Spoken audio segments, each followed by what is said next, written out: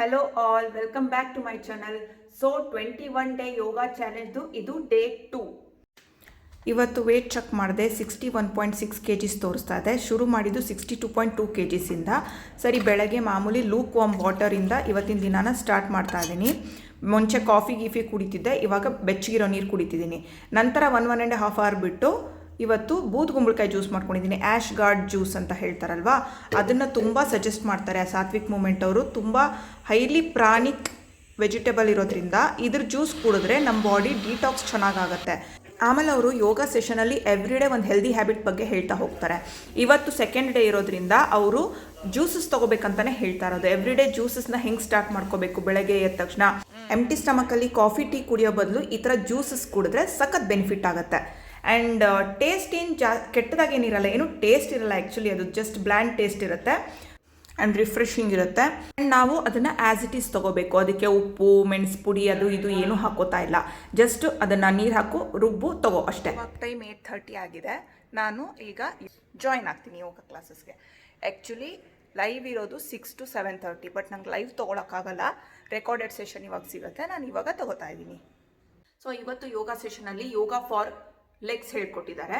So lower ಬಾಡಿಗೆ ಜಾಸ್ತಿ focus ಮಾಡಿದ್ದಾರೆ, ತುಂಬ ಚೆನ್ನಾಗಿತ್ತು. ಅದ್ರ ಸ್ಟ್ರೆಂತ್ ಬಿಲ್ಡ್ ಆಗೋದಕ್ಕೆ, ಅದರ ಫ್ಲೆಕ್ಸಿಬಿಲಿಟಿ ಇಂಪ್ರೂವ್ ಆಗೋದಕ್ಕೆ ಏನೇನು ಬೇಕೋ ಎಲ್ಲ ಮಾಡಿಕೊಡ್ತಾರೆ. ಅದಾದಮೇಲೆ ಎವ್ರಿಡೇ ಯಾವುದೋ ಒಂಥರ ಪ್ರಾಣಾಯಾಮ ಇರ್ಬೋದು ಅಥವಾ ಮೆಡಿಟೇಷನ್ ಇರ್ಬೋದು, ಅದನ್ನು ಪ್ರಾಕ್ಟೀಸ್ ಮಾಡಿಸ್ತಾರೆ. ಸೊ ಎಲ್ಲ ಟೋಟಲ್ ನಾಲೆಜ್ ಸೆಷನ್ ಇರ್ಬೋದು, ಆಸನ ಇರ್ಬೋದು, ಮೆಡಿಟೇಷನ್ ಇರ್ಬೋದು, ತುಂಬ ಚೆನ್ನಾಗಿರುತ್ತೆ. ಒಳ್ಳೆ ಕಾಂಬೋ ಅಂತಲೇ ಹೇಳ್ಬೋದು. ಸೊ ಸೆಕೆಂಡ್ ಡೇ ಇವತ್ತಿನ ಪ್ರಾಕ್ಟೀಸ್ ಆಯಿತು. ಚೆನ್ನಾಗಿ ಫೀಲ್ ಆಗ್ತಾ ಇದೆ, ಒಳ್ಳೆ ರಿಫ್ರೆಶಿಂಗ್.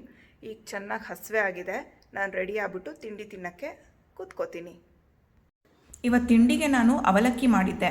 ತರಕಾರಿ ಮತ್ತು ಪುದೀನ, ಕೊತ್ತಂಬರಿ ಸೊಪ್ಪೆಲ್ಲ ರುಬ್ಬಿಟ್ಟು ಅದ್ರದ್ದು ಅವಲಕ್ಕಿ ಮಾಡಿದ್ದೆ ನಾನು.